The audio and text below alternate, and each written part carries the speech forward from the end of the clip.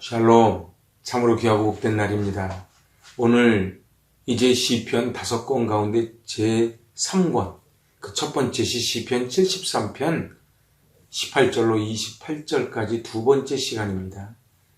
오늘 선포되는 말씀을 통해 귀한 하나님의 은혜를 경험하실 수 있기를 바랍니다. 시편 73편은 아삽의 시입니다. 이 아삽은 언약궤가 예루살렘으로 올라왔을 때에 이제 헤만 예단과 함께 찬송하는 직무를 맡았던 레위인입니다. 그리하여 이 시편 73편은 성전에서 예배 때에 공적으로 드렸다, 이렇게 주경학자들은 이야기합니다. 시편 73편의 주제는 악인의 번영과 의인의 고난입니다. 곧 신정론이지요. 이것은 바로 욥기의 주제이기도 하고 하박국의 주제이기도 하고, 아니요, 지금 이 시대에 우리의 고민이기도 합니다. 그리하여 악인들이 무너져야 마땅한데 더 잘 되는 것이지요. 의인들은 하나님 앞에 반듯하게 살려고 하는데 왜 이리 고난이 많은지요. 그래서 오늘 시인은 뭐라 그럽니까? 거의 넘어질 뻔하였고, 그리고 미끄러질 뻔하였고, 그리고 질투했다.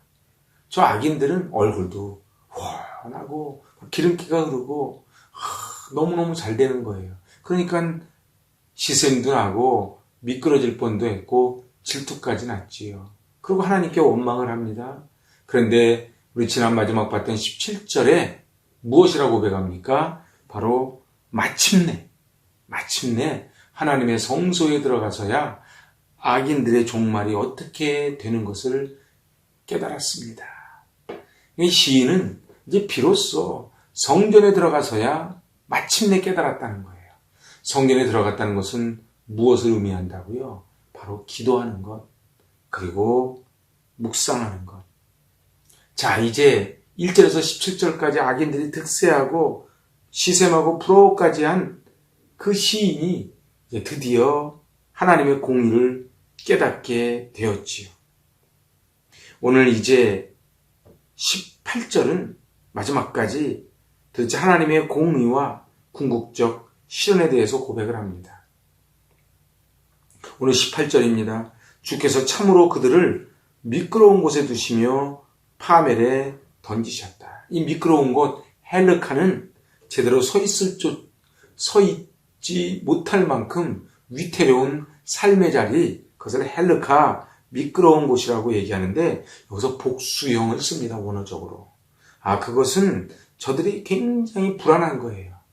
지금은 잘 돼 보이지만 굉장히 불안정한 그러한 저들의 모습입니다. 파멸에 던지리니 완료형을 씁니다. 악인의 비참한 최후는 이미 확정적으로 무너졌다는 것을 이야기할 때 파멸에 던졌다, 완료형입니다. 19절입니다. 그들이 어찌하여 그리 갑자기 황폐되었는가? 놀랄 정도로 그들은 전멸하였나이다. 어찌하여, 에크입니다. 히브리 원문에는 서두에 나옵니다. 놀람과 당혹스러움을 표시하는 단어가 에크입니다. 그리 갑자기 황폐되었는가? 케라가 눈 깜짝할 사이에 저들이 파멸되고 무너져 버립니다. 놀랄 정도로 그들은 전멸하였나이다. 바로 빨라하라는 경악하다, 극한 공포, 두려움을 동반한 놀람을 표시할 때 빨라하라는 단어를 쓰는데, 저들의 전멸하는 모습을 보니까 이 시인이 두려우기까지, 경악하기까지 할 만큼 저들은 순식간에 흔적도 없이 파멸, 그래서 페리시 해버렸다는 것이죠. 자, 이제 19절은 하나님의 심판이 인간의 예상을 뛰어넘어 불시에 임했음을 보여준 것입니다. 그리하여 이제 20절입니다. 주여, 사람이 깬 후에는 꿈을 무시함같이 주께서 깨신 후에는 그들의 형상을 멸시하시리이다. 지금까지는 천지를 지으신 하나님을 염두에 둔 신명 엘로힘을 썼는데 이제 20절에서는 주여 아도나이라는 단어를 씁니다. 바로 아도나이는 자기의 삶을 인도하시는 나의 주인 되시는, 그리고 하나님의 뜻대로 살아야 되는 바로 그 신명이 아도나이지요. 사람이 깬 후에는 꿈을 무시한 같이 일상 가운데 저 죄인들의 저 흥황한 것에 덧없음을 바로 꿈에 빗대어 이야기합니다. 건불 10년이지요. 주께서 깨신 후에는 그들의 형상을 멸시하시리이다. 결국은 이 멸시하시리이다 히브리어 빠자는 비웃다, 경멸하다, 싫어하다라는 의미를 담고 있습니다. 주께서 저들의 형상을 경멸하시고 싫어하시고 비웃으십니다. 자, 이제 21절입니다. 내 마음이 산란하며 내 양심이 찔렸나이다. 그런데 오늘 원문에는 이유를 나타내는 키라고 하는 단어가 앞에 들어있습니다. 내 마음이 산란하고 당황스럽고 고통스럽고 내 양심이 나를 찔렀다. 옛날 개역성경에는 내 심장이라고 번역합니다. 사실은 이 개역성경이 조금 더 원문에 가깝지요. 오늘 우리는 인생이 날카로운 칼이나 송곳으로 찔린 것처럼 그렇게 내 내장이 콩팥, 내장기관이 모두 다 너무도 괴로워서 다 찔렸다고 그렇게 노래를 합니다. 오늘 22절입니다. 내가 이같이 우매 무지함으로 주 앞에 짐승이오나. 내가 이제 짐승이라는 거예요. 여기서 말하는 이 짐승이라는 단어를 계속해서 씁니다. 그 앞에 우매무지함인데 사실 우매무지함이 원어적으로 짐승이에요. 그러니까 내가 이같이 짐승처럼 주 앞에 또 짐승이오나. 바로 하나님 앞에 자기가 얼마나 어리석은 사람인가를 두 번 강조하면서 짐승이라는 단어를 한 번은 우매무지함으로 번역했고 한 번은 짐승이라고 번역을 한 것입니다. 23절입니다. 내가 항상 주와 함께하니 주께서 내 오른손을 붙드셨나이다. 이 와우라는 단어가 맨 앞에 들어 있습니다. 영어 성경에는 그럼에도 불구하고 그러나라는 의미로 번역됩니다. 근데 시인은 내가 짐승처럼 무지하지만 그럼에도 불구하고 주님과 함께 있으려고 했습니다. 이렇게 노래를 하는 것입니다. 자기의 모습은 짐승과도 같다는 거예요. 하지만 나는 하나님과 함께 하려고 할 때에 주께서 내 오른손을 붙드셨나이다. 이 오른손은 하나님의 권능을 상징하지요. 바로 극심한 고통 가운데에 하나님이 오른손으로 붙잡아 주셨습니다. 바로 감사와 감격을 생생하게 표현하고 고백을 하는 것입니다. 자, 이제 24절입니다. 주의 교훈으로 나를 인도하시고 후에는 영광으로 나를 영접하시리니. 21절에서 23절까지는 하나님께서 이 환난 가운데 자기를 지켜주신 것에 대한 감사가 있었다면 이제 24절에서 마지막 절까지는 선악에 대하여 반드시 보응하시는 하나님에 대한 새로운 신앙을 고백하는 것이 24절에서 28절까지입니다. 주의 교훈으로 나를 인도하시고. 그렇습니다. 하나님의 말씀은 칠흑 같은 어둠 속에서 주의 말씀이 내 발의 등이요 내 길에 빛이 되어 나를 가르쳐 주시고 깨우쳐 주시고 이끌어 주십니다. 그리하여 후에는 영광으로 나를 영접하시리니. 라카흐. 이 라카흐라는 단어는 굉장히 중요한 단어입니다. 나를 영접하시리니 이 라카흐라는 단어는요. 엘리야가 병거 타고 올라갈 때에 그때 썼던 단어가 라카흐입니다. 에녹을 하늘로 데리고 올라갈 때 썼던 단어가 라카흐입니다. 그러니 이 시인은 이 악이 가득 찬 세상 속에서 바로 에녹을 불러 올리셨듯이 엘리야를 불러 올리셨듯이 자기를 하늘나라로 불러 올리실 거라고 하는 그런 뜻으로 라카흐라고 하는 바로 나를 영접하실 것이다. 이런 표현을 쓰는 것입니다.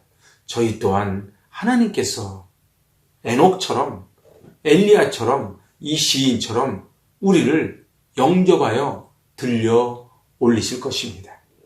오늘 25절입니다. 하늘에서는 주 외에 누가 내게 있으리요 땅에서는 주밖에 내가 사모하리 없나이다. 그렇습니다. 하늘에는 주밖에 없고 땅에도 아무리 돌아봐도 주님밖에 사모할 리가 없다는 거예요. 바로 어떠한 조건이나 형편, 상황의 어려움이 있더라도 절대적으로 하나님을 신뢰합니다. 하나님만을 의지합니다. 이런 놀라운 신앙 고백을 드리는 것입니다. 그래 26절입니다. 내 육체와 마음은 쇠약하나 하나님은 내 마음의 반석이시요 영원한 분깃이시라. 내 육체와 마음은 쇠약하나. 그러니까 이 쇠약하다는 칼라는 자기가 가지고 있는 것을 모든 것을 다 소모해서 탈진해서 번아웃된 상태, 이것이 쇠약하나 칼라라는 단어를 씁니다. 자기의 존재가 다 탈진되어서 내 스스로는 아무것도 해결할 수 없는 상태입니다. 근데 하나님이 어떻다고요? 하나님은 내 마음의 반석이시요 영원한 분깃이시라. 그렇죠? 나는 다 번아웃돼서 아무것도 할 수 없지만은 하나님이 내 반석이요 내 분깃되어 주셨다. 바로 인간이 살아가는 데 필요한 터전을 분깃이라고 합니다. 하나님이 나를 필요할 때마다 먹이시고 입히시고 이끌어 주셨다 고백을 하는 것입니다. 그래서 27절입니다. 무릇 주를 멀리하는 자는 망하리니 음녀같이 주를 떠난 자를 주께서 다 멸하셨나이다. 시편도 잠언도 온 성경이 이야기하는 게 무엇입니까? 악인은 망한다는 거예요. 악인은 의인의 회중에 들지 못한다는 거예요. 악인은 바람에 나는 겨처럼 날아가고 그 터조차 흔적이 없어질 것이라는 것입니다. 그러니 지금 우리 눈앞에 악인들이 좀 잘 되는 것 같아 보여도 부러워하거나 시샘하지 말라는 거예요. 불평하지 말라는 것이지요. 자, 이 27절 앞에는 키라고 하는 접속사가 들어 있습니다. 그러니까 지금까지 말한 내용을 총 정리해서 이제 결론적으로 이야기하는 게 무릇이란 단어입니다. 자, 모든 것을 결국 그러기 때문에 주를 멀리하는 자는 망하고 주를 떠난 자는 다 하나님이 멸할 것이라고 하는 이것이 결론입니다. 이 주를 떠난 자 히브리어 존에는 하나님을 저버리는 변절과 타락을 의미하지요. 영원한 제국이 있을 것 같아서 변절을 하지만 그들의 후손들은 비참해질 것이라고 하는 것이 역사를 통해서 우리에게 말해주는 것입니다. 오늘 마지막 28절입니다. 하나님께 가까이함이 내게 복이라 내가 주 여호와를 나의 피난처로 삼아 주의 모든 행적을 전파하리이다. 그렇습니다. 이게 결론이에요. 제가 시편 강의하면서 말씀드렸어요. 복이 뭐가 복이라고요? 하나님께 피하는 게 복이라고요. 오늘 시편 기자는 뭐가 복이라고요? 하나님을 가까이 하는 것이 복이라고요. 아멘. 하나님을 가까이 하는 것이 복입니다. 최종적인 신앙 고백을 하는 거예요. 그러니까 이 아삽의 시는요. 1절에서부터 쭉 내려오다가 마지막 28절에 결론이 뭐예요? 하나님을 가까이 하는 게 복이기에 내가 하나님만 영원히 전파하고 하나님의 증인의 삶을 살겠습니다. 이렇게 끝나는 것입니다. 오늘 전파하리이다 사페르는 공포하는 거예요. 입으로 전하는 거예요. 그리고 또 하나의 의미는 기록하다의 의미가 있습니다. 그러니까 내가 전파하리이다 이 말 속에는요. 그냥 입으로만 전하는 것이 아니고 글로 남기겠습니다. 우리의 삶이 글로도 남기고 입으로도 전하고 그리고 우리 삶으로도 나타내면서 하나님 전파하며 살겠다고 결단하는 것입니다. 왜요? 이제 깨달은 거예요. 언제요? 17절에서 성전에 들어갈 때. 그래서 인간은요. 성전에 들어갈 때 비로소 인간의 모습으로 갖춰지기 시작을 합니다. 그래서 하나님을 아는 영혼들, 하나님께 가까이 가는 영혼들, 하나님께 피하는 영혼이 있고 반대 악인의 삶이 있지요. 오늘 그래서 이 시는 현세의 부조리한 모습 속에 실족할 지경까지 이르렀던 시인이 자신의 경험과 심정을 숨김없이 토로합니다. 그래서 오늘 우리는 이 시를 읽으면서 너무 공감되는 부분이 많은 거예요. 하박국도 그랬고 욥기도 그랬지요. 하박국 3장 맨 끝에 나는 여호와로 인하여 즐거워하겠다고 선언하고 끝납니다. 욥기도 맨 끝에 42장에 그 친구들을 위하여 이제 다 용서하고 기도할 때 하나님이 갑절의 복을 허락하여 주십니다. 오늘 이 시편 73편 마지막 28절에서 내가 하나님께 가까이 하는 게 복이라는 걸 이제 깨달았습니다. 그래서 내 평생 이제 하나님만 입으로 글로 전파하며 살겠습니다. 이렇게 하고 마치는 것이 이 놀라운 시편 73편입니다. 오늘 우리의 고백은 어떻습니까? 하나님을 가까이 하는 것이 복이라는 이 시인의 고백이 저와 여러분의 고백될 수 있길 바랍니다. 세상의 번영이나 형통은 진정한 복이 아니라는 거예요. 그래서 궁정에서의 한 날이 다른 곳에서의 첫날보다 낫다. 그렇게 시편 84편에서 고백을 합니다. 악인의 장막에 사는 것보다 내 하나님의 성전 문지기로 있는 것이 좋다고 고백하는 거예요. 우리의 삶이 어떻습니까? 하나님을 나의 하나님으로 모시고 살며 안 믿는 사람들이 더 잘 되는 것 같고 이 땅에 악이 흥황한 것 같지만은 오늘 하나님은 반드시 갚아주실 것입니다. 그리고 하나님의 공의가 반드시 악한 자를 멸하시고 그리고 우리를 사자같이 담대하게 우리를 사용하여 주시고 생명의 면류관으로 갚아주시는 그날을 바라보며 승리하실 수 있기를 바랍니다. 아멘. 기도하십니다.